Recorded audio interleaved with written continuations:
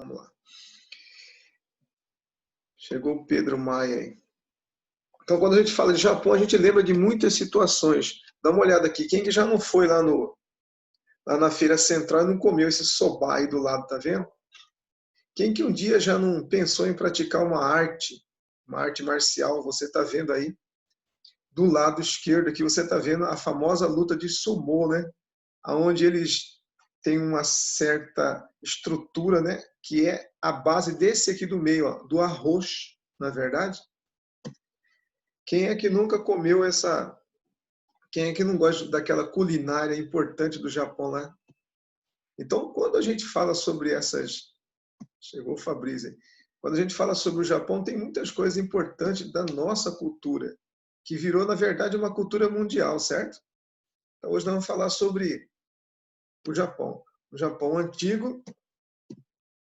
E a localização dele é essa aqui, gente. Dá uma olhada aqui, ó. Esse complexo de ilhas aqui, onde nós temos... O pessoal está chegando aqui, ó. Fabrício, Matheus, Eduardo. Onde nós temos aqui uma grande quantidade de...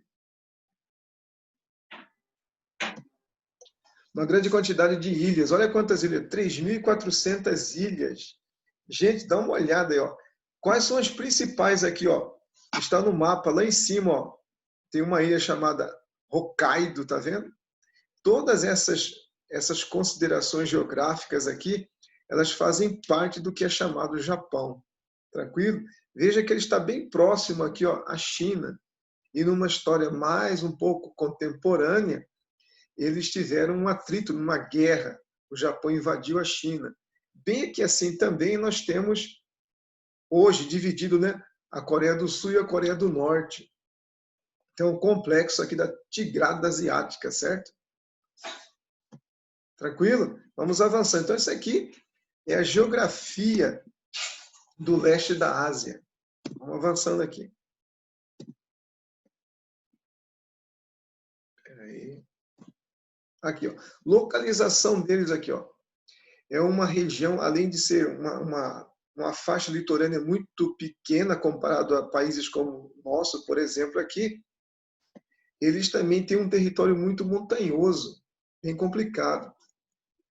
E onde que o pessoal mora? À beira do mar, certo? E você vê, então, quem mora à beira do mar tem aqueles problemas, né? Você viu nas aulas de geografia o tsunami que varreu o Japão naquele período, lá no final do século, lá no começo do século XX.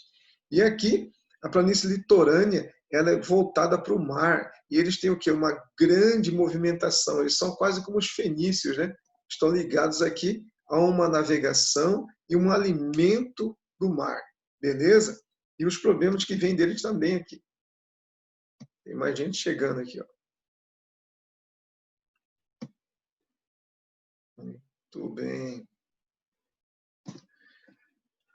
Vamos avançando aqui. Localização do monte mais alto, que muita gente tem como tela de computador, apareceu em várias folhinhas aqui. É uma das características, como maravilha da natureza, o Monte Fuji. Olha a altura dele aqui, ó. Certo? Geografia também é importante lembrar sobre essa característica do Japão aqui. Bom, além de uma estreita faixa litorânea, de uma região montanhosa, o Japão também tem essa característica aqui, ó. Existem vários vulcões e eles estão em atividade. Lembra, por que eles estão em atividade? Porque eles fazem parte de um complexo que você estudou em geografia, aqui, ó, chamado de Círculo do Fogo do Pacífico. Beleza? Você já viu essa consideração. Eu coloquei aqui para você a tsunami que varreu aquele período no Japão e os problemas aqui, principalmente de atenção, terremotos. Beleza? Ó, então nós temos terremoto, temporais, furacões. Olha a região bem complicada do Japão aqui, gente. Avançando aqui. Bom, como que está passando por essa geografia japonesa? Como que a gente pode lembrar sobre a pré-história japonesa? Como é que funciona isso aqui? Muito bem. Então, nós temos que fazer a volta. 35 mil anos para trás aqui. Ó. É muito tempo, né? Nós temos aqui 2.000 anos da era, vamos chamar assim, a era contemporânea, a era de Cristo, né? Aí você volta mais 30 mil anos para trás aqui.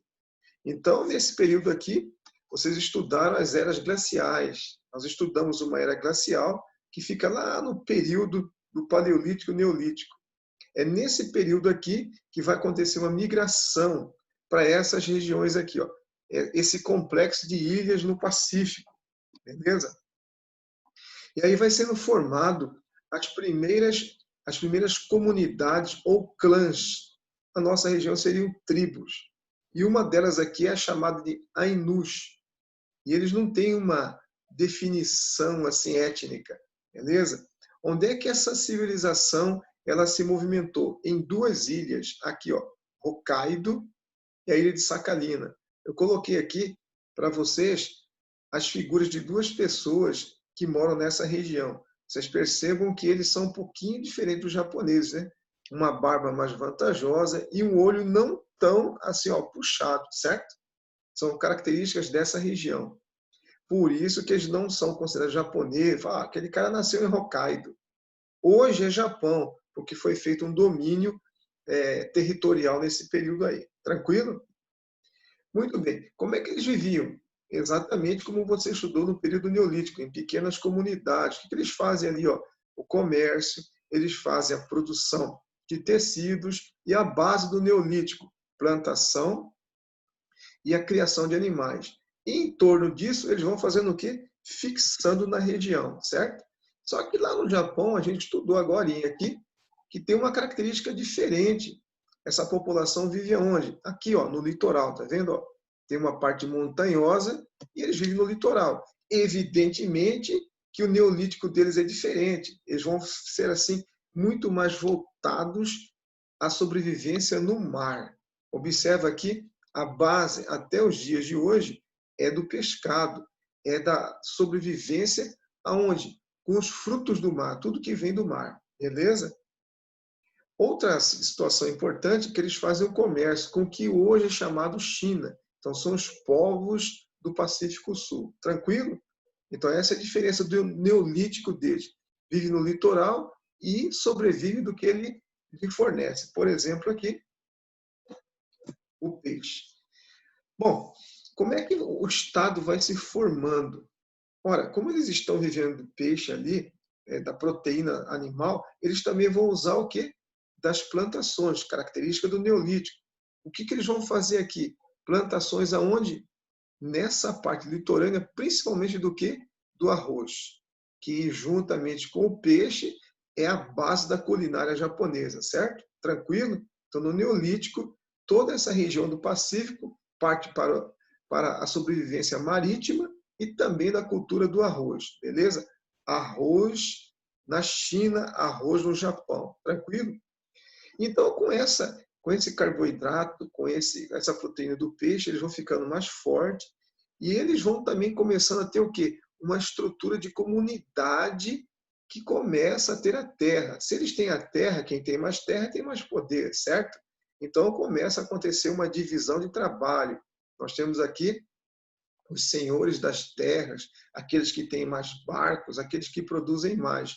Então, evidentemente, eles vão se tornando mais fortes. Nessas comunidades, o que vai aparecer? Dos pequenos clãs começam a surgir os novos clãs, aquela unificação de clã. E nós temos o primeiro clã importante, o clã Yamato, beleza? Olha o período, 670 depois de Cristo. Então nós temos aqui aquelas guerras que acontecem no Neolítico por questão de poder e um clã se destaca em cima de todos os outros. Destaque para esse aqui, ó, Jimmu Tenno, beleza? Então, é nesse período com o clã Yamamoto que vai acontecer a centralização das comunidades.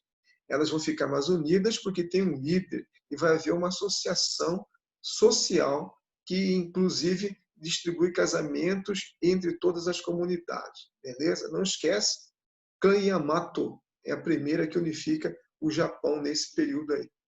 Muito bem. A partir disso aí, o Estado ele vai se formando. Nós vamos ter uma aristocracia. O que é uma aristocracia? As pessoas que estão dentro da família do mais importante líder. Ou seja, se fosse na Europa, seriam os sacerdotes, certo? Se fosse na Europa Central, seria a nobreza. Então aqui nós temos uma aristocracia, beleza? Como é que elas são chamadas? Ujikabane. Pronto. Aristocracia formada pelo chefe dos clãs, beleza? Tranquilo? Avançou. Vou passar aqui embaixo. Muito bem. Passado um tempo aqui, ó, nessa formação, o século V depois de Cristo, nós vamos ter uma nova concepção de contato. Os japoneses, né, aquela civilização que está se formando no Japão, ela vai entrar em contato com já uma outra civilização que vive nessa península aqui, ó, que você está vendo. Nós temos hoje a divisão Coreia do Norte e Coreia do Sul. Essa parte de baixo, que é azul, é o Japão, são as ilhas japonesas. E eles vão tendo um contato. Como é que é esse contato? Marítimo, evidentemente, é um contato comercial. E eles vão começando a trocar o quê? Os costumes, né? A religião, e aí principalmente o comércio. E o comércio da tecelagem e o trabalho com metal. Você observa que na parte de cima, em vermelho, está a China. Então, todo esse complexo aqui é de comércio nesse período aqui. Eles estão avançando. Evidentemente que além do comércio, da tecelagem, das trocas culturais, vai acontecer também essa aqui, ó. Tem gente chegando aqui, ó. Vou colocar aqui. Além dessa movimentação, nós vamos ter aqui o contato. Deixa eu diminuir aqui. O contato com a cultura religiosa. E aí nós vamos ter novamente a introdução do budismo no Japão nesse período. Via onde? Via a China, via a Índia, via agora a Coreia do Norte. Lembra? Todos esses países que eu falei, eles já estão adeptos à cultura religiosa de Buda, que prega o que? Lembra a aula passada de ontem? A prática da não violência, a obediência, a tranquilidade, a busca do equilíbrio interno. Olha o Buda aqui, ó, em duas posições. Uma como um homem gordo, uma fartura, e outra um homem numa posição de meditação aqui de lótus, beleza? Então nós temos aqui nesse período, no século VI, a chegada da cultura budista. Tranquilo? Evidentemente que esse comércio, essa troca comercial com a China, com a Coreia do Norte, a Coreia do Sul, ante as duas Coreias, vai fazer com que determinadas questões políticas aconteçam. Por exemplo, quem é que vai ser o líder nesse período? E nós temos as famílias, lembra aquele período? As famílias comandam, a aristocracia, certo? E nós temos três famílias importantes. Olha aí, Soga, Monobe e Nakaton. Três famílias que vão disputar o poder, certo? E aí a família Soga, ela tem uma característica. Qual que é a característica dela? Olha aqui, ó. Por causa dessa família que apoiava a entrada do budismo e do confucionismo, vão ter uma guerra. Então nós temos duas características. A família Soga, que disputa o poder, ela apoia esse novo tipo de cultura religiosa, que é o budismo e o confucionismo nessa região, certo? Buda e Confúcio, todos eles buscam o quê? Um novo estilo de espiritualidade, voltado ao interior do homem, a explicação do equilíbrio interno primeiro no homem. Resolve você para resolver as coisas que estão ao seu redor. Tranquilo? Muito bem. Passado um tempo aqui, nós temos século VI aqui, ó, depois de Cristo, nós temos a vitória dos pró-budistas. Então, com a vitória da família Soga, o budismo ele entra e se torna uma religião oficial do Estado japonês, beleza? Não que as outras fossem proibidas, mas ela se torna aquela que é oficial. Assim nós temos na Índia nascendo o budismo, ele avança para onde? Para a China, desce para a Coreia e entra pelo Japão no século VI para frente, beleza? Tranquilo? Budismo nasceu na Índia, não esquece disso. Muito bem. Nesse contexto aqui, ó, virou o século VII. Nós temos aqui agora a escrita chinesa. Eles vão agora copiar os caracteres chineses. Dá uma olhada aqui, ó. Veja aqui, ó. Essas chamadas articulações linguísticas em forma de escrita, elas vão entrar por onde? pelo comércio com a China. Tranquilo? Nessa região do Extremo Oriente nós temos Índia, China, Japão. Lá em cima, os hunos, mongóis. Aí descendo nós temos o quê? Opa, chegou mais alguém aqui. Descendo nós temos quem? Nós temos agora o Japão, essa ilha. Então esse é o complexo da Tigrada asiática que a gente chama hoje aí, beleza? Muito bem, mais uma cultura adepta aí nessa região, escrita chinesa. Avançou aqui. Passado para o século VII aqui, a dinastia Soga, que estava na hegemonia, controlando tudo, agora numa disputa ela perde o poder. E o sistema Uji, Kabani vai sendo dissolvido naquelas disputas pelo poder, certo? O que vai acontecer aqui? Vai aparecer uma nova liderança. E quem vai liderar essa aí é um líder chamado Taika. E ele faz uma proposta, a chamada uma reforma de Taika. O que é essa reforma dele aqui? É a política e a sociedade modificando a estrutura de poder no Japão. Beleza? Você já viu isso aqui nas aulas sobre o Oriente Antigo, chamado de modo de produção asiático, onde tudo pertence a quem? Ao Estado, certo? Agora nós vamos ter aqui o modo de produção oriental. As terras seriam da propriedade de quem? Do Estado. Não esquece, a reforma Taika, ou a reforma de Taika, ela propõe o seguinte, que agora aquelas terras que eram de quem? Das comunidades, das famílias, dos clãs mais importantes, passam a ser de quem? Do Estado. E é do Estado, todo mundo vai ter que pagar um imposto, evidentemente. Olha que jogada importante desse pessoal aqui. Vamos avançando aqui, ó. Bom, então a população vai fazer o quê? Está escrito aqui, ó, vai pagar imposto, beleza? Quem que vai cobrar esse imposto? Então é criada uma estrutura administrativa. E aí você vai ver sendo criado aqui aquilo que no Brasil é chamado de administradores ou fiscais. Eles vão surgir também aonde? No Estado japonês com a reforma de Taika, beleza? Onde todas as terras passam a ser do Estado. E a população paga por isso. Inclusive o próprio dono, o próprio Estado paga pelas terras, beleza? Avançando aqui, século VIII. Nesse período aqui, o Japão ele tem uma preocupação. O Japão aqui percebe, né? Ele vai criando uma consciência coletiva, já que tem um Estado, tem uma escrita, tem uma religião, tem um comércio, eles percebem que eles são um Estado muito forte. E por isso eles começam a querer fazer o quê? Uma proteção em cima... Opa, chegando o pessoal aqui. Uma proteção em cima do quê? Da sua própria gerência, a sua própria unidade nacional. Beleza? Tranquilo? E para isso ele vai se fortalecer, vai criar um exército, evidentemente, para tentar impedir qualquer tipo de avanço que venha da onde? Século VIII, que venha da onde? Da Europa e da região, principalmente da Coreia e China, que tem uns atritos comerciais com eles aí, certo? Avançando aqui, ó. Opa. Lucas Gostoso, pelo amor de Deus. Avançando aqui.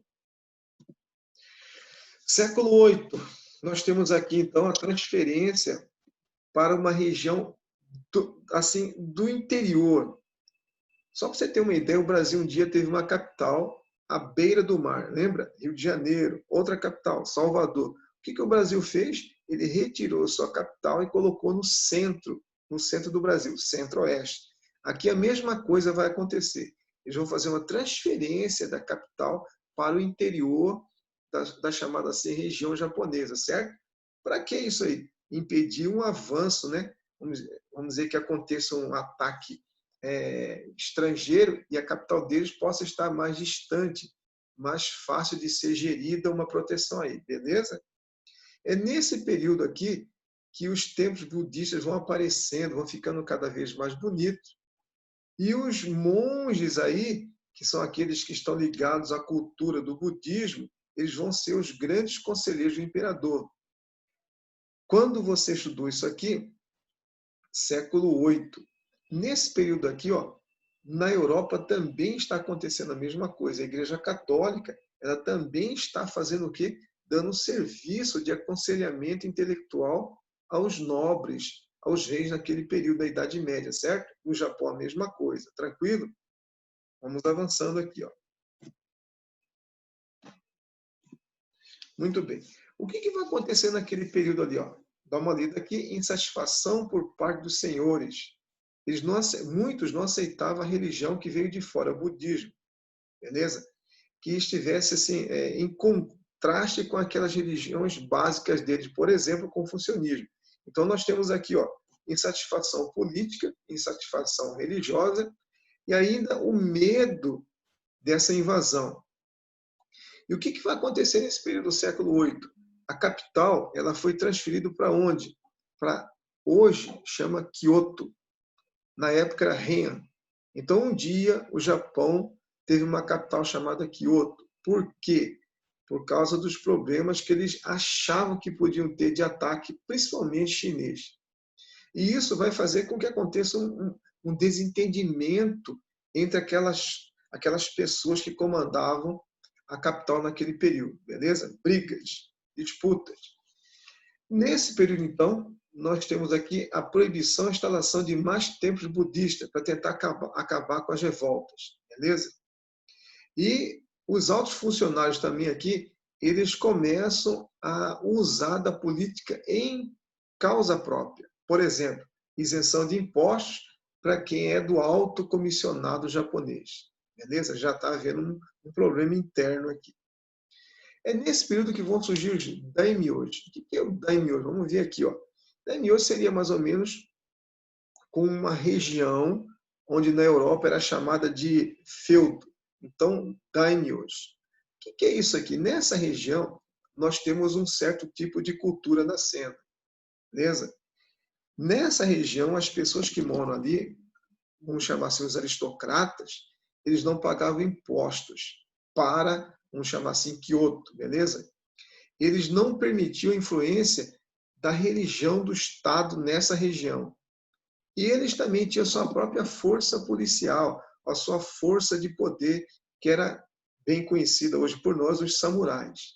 Então, dentro do Estado japonês, nós temos o nascimento de uma nova forma de poder, que é os daimyos, beleza? Onde eles têm uma religião própria, eles respeitam a religião do Estado, mas eles escolhem a dele, eles têm uma milícia, que é chamada aqui samurai, e eles não pagavam impostos, ou pagavam poucos impostos à cultura central de Kyoto, beleza? Evidentemente, você está vendo que isso aqui vai dar um rolo, né? Samurai, você sabe, essa pessoa aqui, ó, aquele que significa aquele que está junto, é um guerreiro, né? Aquele que conhece as lutas marciais e oferece seus serviços ao senhor do daimon, beleza? Então nós temos os samurais aqui nesse período, tranquilo? Lembra que ele envolve a arte da guerra e também envolve a arte da religião. Muitos deles aqui buscam o equilíbrio interior com o confucionismo, com as ideias de Lao Tse, de Tse Tong e de Buda, tranquilo? Muito bem, passado um período aqui, ó, século XII depois de Cristo. Muito bem. Nós temos agora aqui, os daimyos já estão fortes, poderosos, e temos também uma capital em Kyoto. Isso vai fazer o quê? Que aconteça uma briga entre eles. Destaque para as brigas. Os clãs Minamoto e Taira, beleza? Então, nesse período, nós vamos ter uma briga entre duas grandes regiões aqui. Evidentemente, cada um deles aqui tem o quê? Tem um daimon, tem um conjunto de daimons. E cada daimon tem o seu exército de samurais. Beleza? Tranquilo? Então, por que eles vão brigar aqui? Porque nós temos aqui uma sucessão imperial. Quem que assumir a casa de Minamoto ou a casa de Taira? Então, acontece uma briga aqui. Tranquilo? Como que isso pode ser resolvido? No período, você vai ver que estudando história geral, você deve ter estudado um tempo atrás, na 7ª série por aí, que para acabar com uma briga na Inglaterra aconteceu um casamento, o casamento da Rosa Branca com a Rosa Vermelha, casa de York com a casa de Lancaster. Então o casamento acabou com aquelas brigas das duas rosas na Inglaterra. Aqui a mesma coisa. Então nós vamos ter aqui alianças com clãs do interior através de casamentos. Então eles vão fazendo pequenos casamentos, linhagem aqui, para que eles possam ter uma aliança política e chegar ao poder aqui, que é ser imperador do Japão. Muito bem. Após a morte do imperador Toba, beleza? O que vai acontecer aqui? Nós vamos ter a passagem da coroa para um outro filho, beleza? Da família Konoe, beleza? O que vai acontecer aqui? Um certo tipo de calma. Eles vão parar com um pouco de briga aqui. E isso vai até onde? Lá no ano 1158, quando vai ter uma nova disputa por poder, beleza? Então, todo o complexo das famílias é uma luta por poder. Esse poder é o quê? Econômico, religioso e principalmente aqui, ó, territorial, por causa das questões de plantação aqui. Tranquilo? Avançou aqui. Por que tem uma briga? Por causa de poder, certo? E aqui eu coloquei a situação do conflito naquele período foi por causa da sucessão imperial. Beleza? Quais são as questões que envolvem essa disputa de poder aqui, ó? Questão religiosa, insatisfação com o poder dos mosteiros. Os mosteiros têm muito poder, os sacerdotes têm muito poder, os monges têm muito poder. Muito imposto, ninguém gosta de imposto, isso vai levar ao quê? A uma disputa entre as famílias, entre os clãs, levando a uma guerra. Quem que vai participar dessa guerra? Evidentemente, os dois clãs mais fortes que você acabou de ver. O clã Minamoto e o clã Taira. Quem que ajuda eles? A força armada, os samurais. Tranquilo? Nesse período, Yoritomo, do clã Minamoto, ele vai fundar um governo militar. Beleza? E ele vai fazer o quê? Um império, se mantendo no poder até a formação de um novo governo em Kyoto. Tranquilo? Então, quem assume o poder? O clã Minamoto, estabelecendo uma nova dinastia de império nesse poder. Shogunato. Muito bem. O que é isso aí? Nós vamos ter agora os shoguns. O que é o shogun? Lembra dos daimon? Cada daimon é uma região muito poderosa, né? Que foi formada no Japão. E ali vai nascer um shogun. O que é um shogun? Vamos dizer que ele seja um senhor feudal na Europa. Então, o shogunato é um cara que tem uma grande composição de terras, lembra? E comanda essa região. É o shogun. E a região dele é chamada de shogunato. Tranquilo? Ou seja, aqueles daimon, aquelas regiões feudais do Japão foram ficando fortes e nasceu agora um shogun. Beleza? Então, nós temos mais uma estrutura de poder agora nesse período japonês. Muito bem, assim ficou o período governado por Yoritomo do clã Minamoto. E agora o aparecimento dos shogunatos, beleza? E assim nós vamos tendo o avanço dessa estrutura com a capital agora numa outra região, chamada Kamakura, é a região administrativa. Você sabe que tem vários países que têm duas capitais, né? Uma capital administrativa e uma capital econômica. Aqui nós temos a capital administrativa do Japão desse período, chamado Kamakura. Quem comanda é o clã Minamoto. E eu já coloquei ali que o shogunato surge aí, está muito forte. Avançando aqui. Como é que você pode ver em outros livros? Shogun, Shogun, Taikun. São as várias formas de escrever e de falar. Beleza? Como é que funciona isso aqui? Esse cara, esse Shogun agora, ele vai ganhar um título, né? Ó, governador militar do Japão com poder político superior ao imperador. O que é isso aí? Cada shogunato desse vai ter um líder. E ele vai ser um líder, além de um líder econômico, voltado à terra, no modo de produção asiático, ele também vai ser um líder militar. Imagina, todos esses governos aqui agora têm um líder, que é o chamado assim, imperador. E ele aqui, muitas vezes, é mais poderoso que o próprio imperador. Evidentemente que isso vai dar uma confusão, né? Muito bem. O que vai acontecer aqui? Todos os shoguns passaram a ser considerados descendentes do Minamoto. Eles passaram a dizer que são descendentes do primeiro clã Minamoto aí. E por isso que eles fazem parte da família imperial. Beleza? Você tem uma ideia. Vamos avançando aqui. Nesse período aqui, a população já pagava imposto. Quem não podia pagar imposto nesse período, lembra, eles poderiam fazer um contrato de servidão. Então, durante 6 meses eu pago a minha dívida, eu sou seu escravo, beleza? Trabalho de graça para você.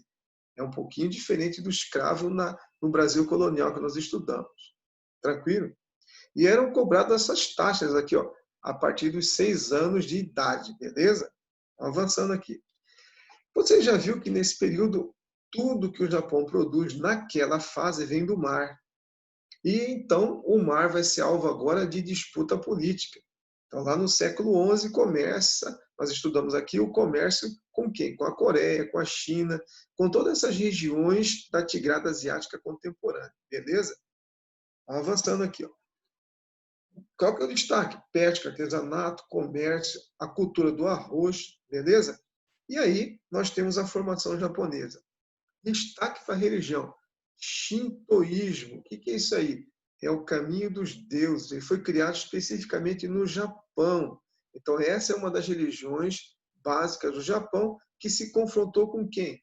Principalmente com o budismo e o confucionismo, certo? Então, o shintoísmo é uma religião chamada caminho para você ir aos deuses, beleza? Qual que é o culto dela? As forças naturais, beleza? A natureza. Qual que é o princípio interior deles? Aqui, ó, a força da vida ou da alma, que eles chamam de kami. Lembra quando ele faz aquela movimentação bem devagar aqui? Então, eles estão em contato com a natureza, como se eles entrassem em portais naturais, beleza? Tem gente que faz essa prática até hoje aqui. Religião. Todos eles aqui fazem um culto aos ancestrais da família imperial e suas divindades. Até hoje você pode ver esses cultos aí.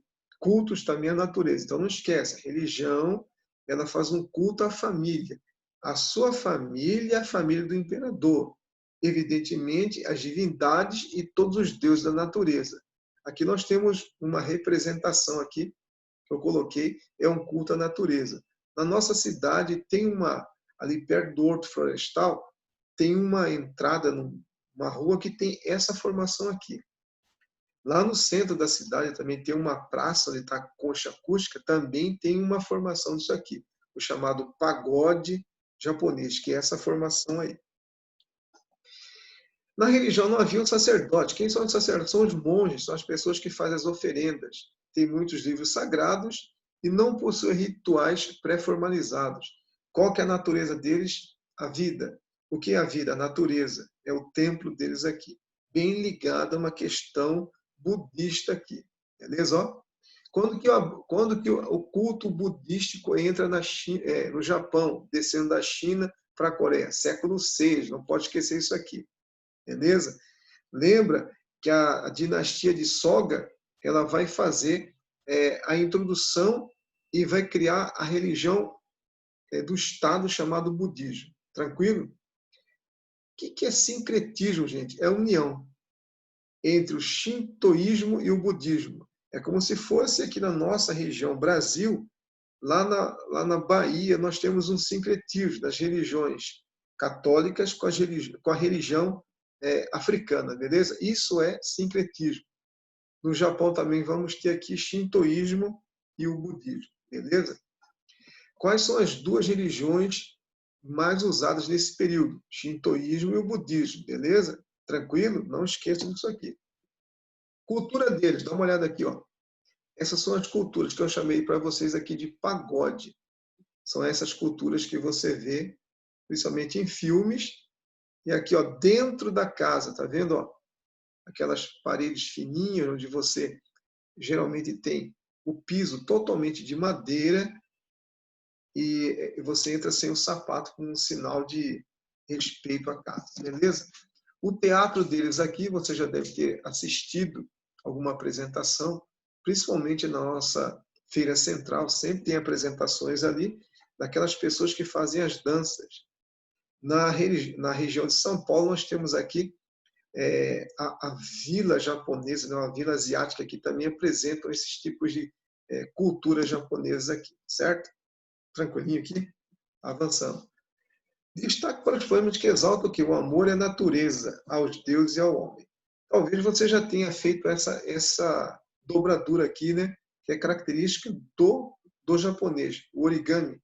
Olha aqui que bonito e bem complexo também. Outra que talvez você tenha na sua casa, você já deve ter visto, é isso aqui, ó, o bonsai, que é a árvore em miniatura. E eles fazem aqueles jardins muito bonitos também, representando o verdadeiro equilíbrio interno do homem e da natureza. Tranquilo? E as artes marciais aqui você também já acompanhou, né? Judô, sumô, kendo, o famoso karatê e o jiu-jitsu que é introduzido no Brasil aqui lá na década de 40 para 50 aqui, e nós vamos ter a famosa arte suave no Brasil aqui, beleza? Toda essa cultura é importante. Lembra que os japoneses, além da culinária voltada ao peixe, ao arroz, tem a cerimônia do chá, certo? Que é muito importante para eles aqui também. O chá ajuda na parte interna do corpo, não só na parte digestiva, como na parte mental também, beleza? É uma cerimônia, uma ritualística. E aqui nós temos os trajes típicos, os chamados kimonos. Beleza? Eu coloquei aqui o muito obrigado. Deixa eu mudar aqui. Perguntas? E que horas são aqui? Tudo tranquilo aí? Avançando aqui. Nós temos mais uma cultura importante aqui, gente. Dá uma olhada aqui. Cultura chinesa. Vou pegar aqui, ó. Vou colocar na primeira aqui. Tá vendo a imagem aí? Dá um positivo aí. Tô vendo. Tá vendo ou não? Tô vendo. Beleza. Então nós temos aqui a Rússia, a Mongólia, o Cazaquistão, toda essa região aqui, ó. Naquele período, ó, a parte mais clara, você está vendo aqui, ó, um dos maiores países do mundo hoje, né? Diminuindo pós aqui, 1989, 91, nós temos a chamada China. A capital bem aqui assim, ó, Beijing ou Pequim para nós, né? Beleza? Veja que ela está pertinho aqui, ó, do Oceano Pacífico aqui. E do lado nós temos aqui a região, bem aqui para baixo, a Índia, Burmânia. Tá vendo a Índia aqui do lado? E o Japão aqui, ó, nós acabamos de estudar o Japão, tá vendo? Olha a Coreia aqui. Então toda essa região aqui, ela tem um contato entre eles. E hoje nós vamos falar sobre a China antiga. Tranquilo? Vamos avançando aqui, ó. Então, civilização do Extremo Oriente. Vamos marcar aqui, ó. Como que começa essa estrutura aqui? De novo, fixações do Neolítico para o Paleolítico nessa região. Busca do quê? Daquilo que é chamado de água. Quais são os dois grandes rios da China que você estudou em geografia? O Rio Amarelo e o Rio Azul. Tranquilo? Esses são os rios que vão abrigar as primeiras comunidades. Essas comunidades vão ser chamadas de dinastias. Uma das primeiras, a dinastia Shang. Olha, ó, há 1.600 anos antes de Cristo. O que eles vão fazer aqui? Centralizar o poder na mão deles. Em torno do quê? Lembra? Modo de produção oriental e, como está muito mais para a Ásia, modo de produção asiático, onde tudo é de uma pessoa. Quem é a pessoa? O imperador ou rei, certo? Então é tudo dessa família, desse clã aqui. E o que eles vão fazer? Centralizar o poder, evidentemente. Por que eles centralizam o poder? Porque eles querem a terra. Dá uma olhada aqui, ó. Agricultura, certo? Então, quando eles fazem isso, eles vão usar outra coisa importante, que é o quê? A religião.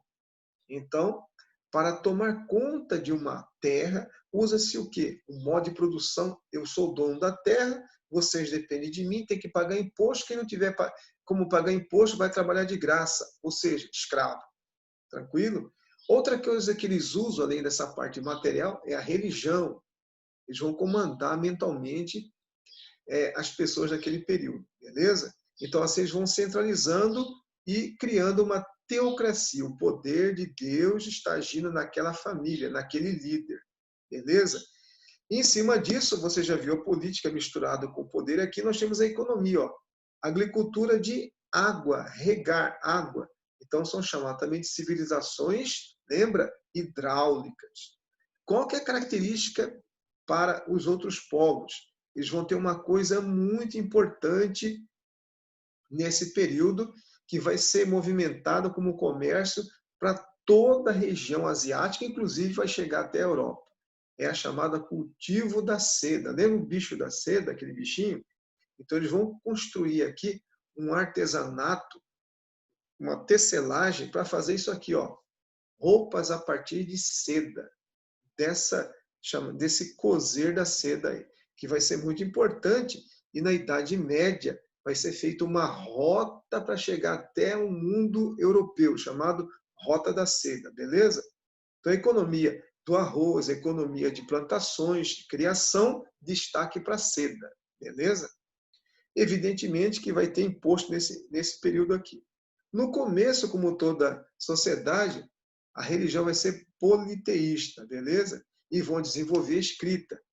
Essa escrita que você acabou de ver, ela vai ser passada para onde? Para a região das ilhas. As ilhas japonesas, vai chegar até a Coreia. E de onde que vem essa ideia de escrita? Ora, da Índia, né? Que nós estudamos aí. Vamos avançando aqui, ó. Passou um período, nós tivemos uma nova dinastia no poder, a dinastia Zhou.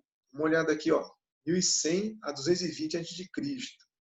Qual que é a política deles? A política mudou. Agora eles têm uma visão nova. Eles querem fazer uma expansão territorial. Como que é isso? Eles querem atacar outros povos, tanto na parte continental quanto na parte litorânea, beleza? Então, nesse período aqui, na dinastia Zhou, nós temos a expansão territorial, que vai fortalecer os nobres e vai enfraquecer o rei. Por quê? Cada nobre vai ter seu exército e vai fazer um período de expansão, onde o rei ele vai dar as ordens. Mas os caras vão perceber que ele só dá ordem, ele não comanda de verdade. Então, já há um enfraquecimento do poder político do rei, certo? Isso vai gerar o quê? Brigas entre eles, brigas e disputas por poder político. Ora, o que o rei vai fazer aí para ter mais poder nas mãos? Aumentar o imposto, certo? Aumentar o imposto para criar o meu próprio exército e evitar a ascensão desses nobres aqui.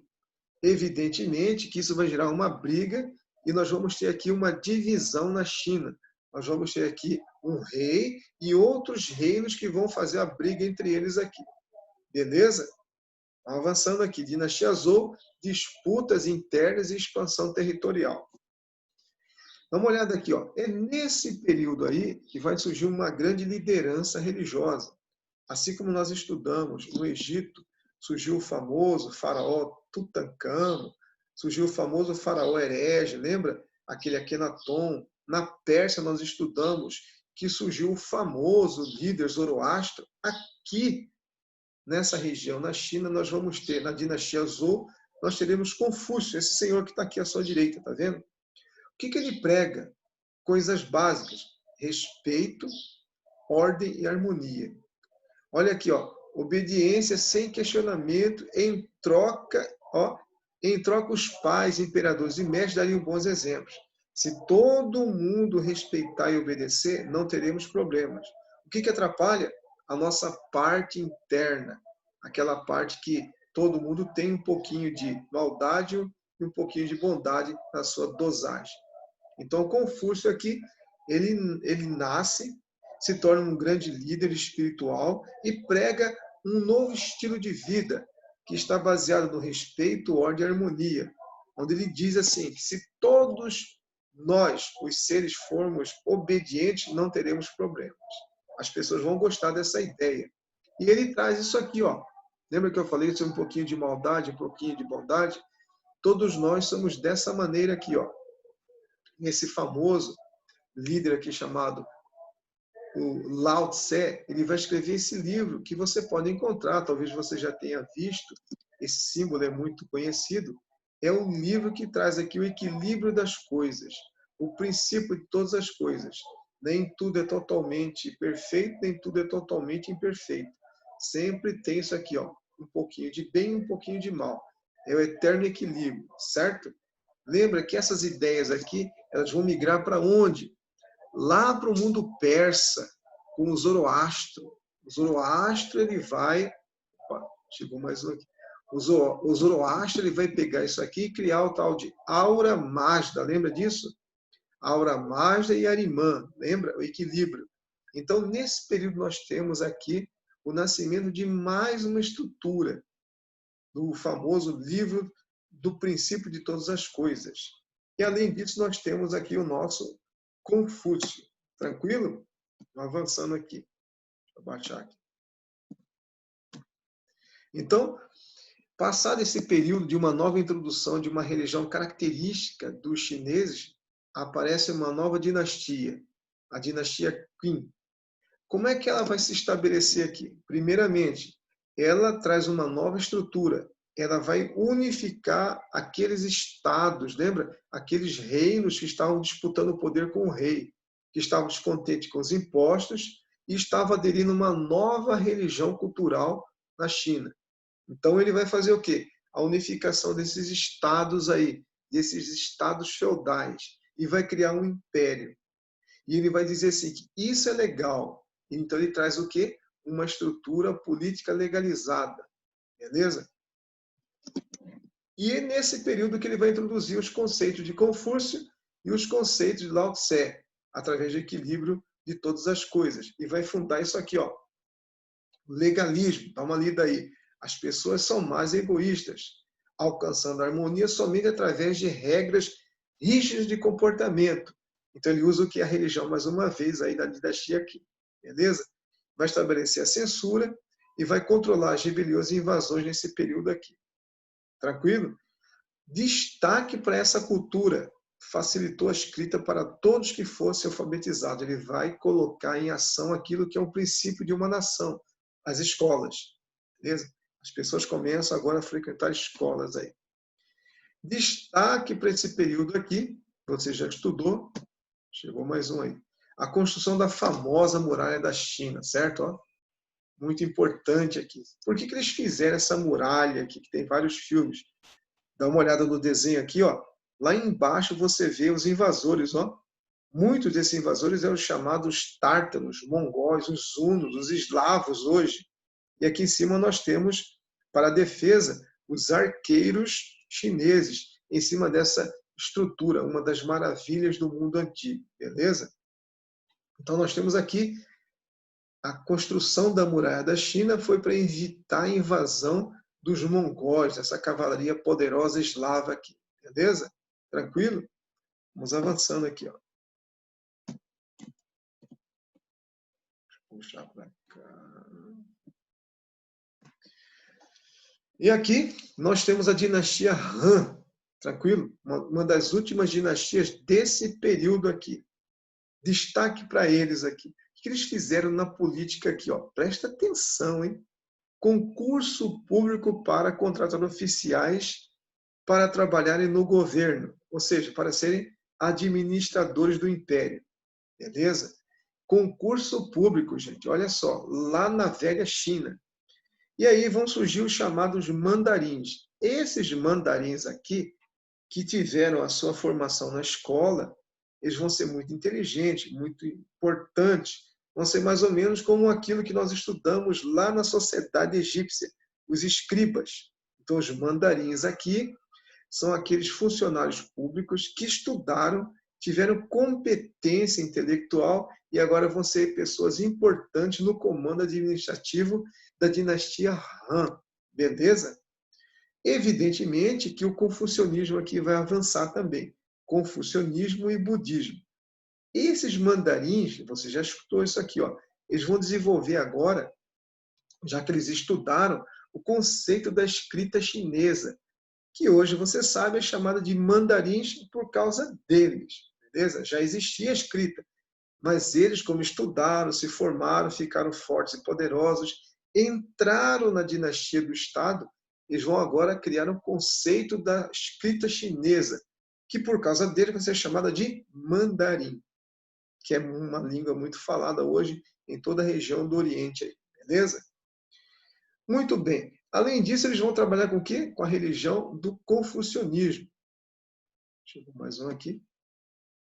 Qual que é a economia deles aqui? Nesse período, a economia está baseada, fundamentada no princípio da produção do modo asiático. Tudo pertence ao Estado e as pessoas, para usufruir das terras do Estado, têm que pagar impostos. Modo de produção voltado aonde? A cultura do arroz e outros alimentos. Além do que? Também a cultura, principalmente aqui, a cultura do pescado de toda essa região. O que vai acontecer nesse período? O artesanato deles ficou muito importante. E isso aqui, ó, a seda vai se tornar uma especiaria do Oriente. Lembra que nesse período eles vão ter duas especiarias importantes, a seda e a escrita.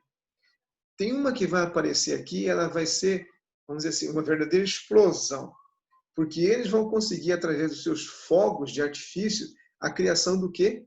Da pólvora, certo? Então nós temos aqui a pólvora, a seda e a escrita.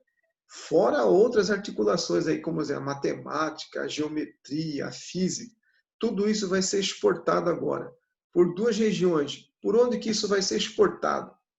Pelo mar ou pela parte continental terrestre, que é a chamada Rota da Seda.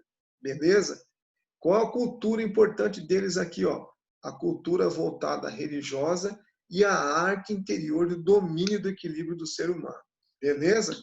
Então, nós temos aqui toda essa parte aqui da chamada cultura da velha China aí.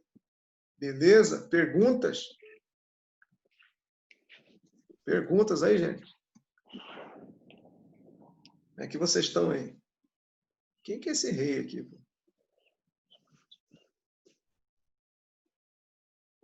E assim nós vimos aí essas duas civilizações que faltavam, o Japão e a China. Beleza? Não se esqueçam de mandar os exercícios, onde eu mandei uma lista de exercícios, certo? 10 exercícios. Não tá aparecendo nada, não tô conseguindo achar. Opa, fala alto aí. Não tá aparecendo nada, não tô conseguindo achar. Hã? Não tá aparecendo nada. Ah, eu terminei a exposição aqui. Ah, tá. Deixa eu colocar o bode aqui agora. Ô, gurizada, não esqueça de mandar no e-mail. Vocês têm um e-mail aí, né? Eu escrevi para vocês aqui, ó. Deixa eu colocar de novo aqui. Lembra? Manda no meu e-mail. Geralmente, quando você manda para o Classroom, lá fica meio travado lá. Mandem essa aqui é a primeira lista para o segundo bimestre, beleza? Essa sobre a cultura da Índia. Vocês já receberam, já olharam lá no Cisflame? Olharam lá, gurizada? Não vi ainda. Tem que olhar lá, pô. 10 questõezinhas aí.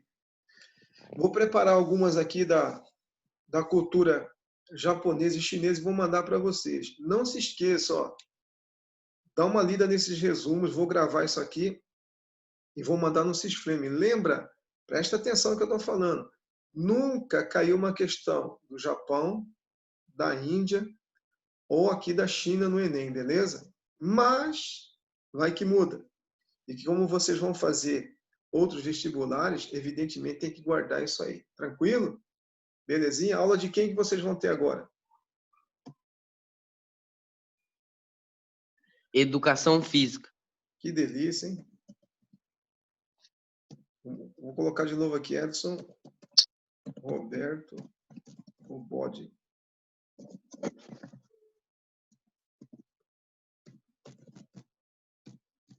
Ó, tá aí o e-mail de novo aí. Belezinha? Tranquilo? Aula de atualidade, dá uma olhada lá no canal do bode, lá no YouTube, beleza? Perguntas? Tranquilo? Então, vou deixar um abraço para vocês aí. Boas aulas para vocês. Avança aí, gente. Até mais aí. Falou, bode. Valeu. Falou, bode. Boa aula para todos aí. Valeu, bode. Valeu.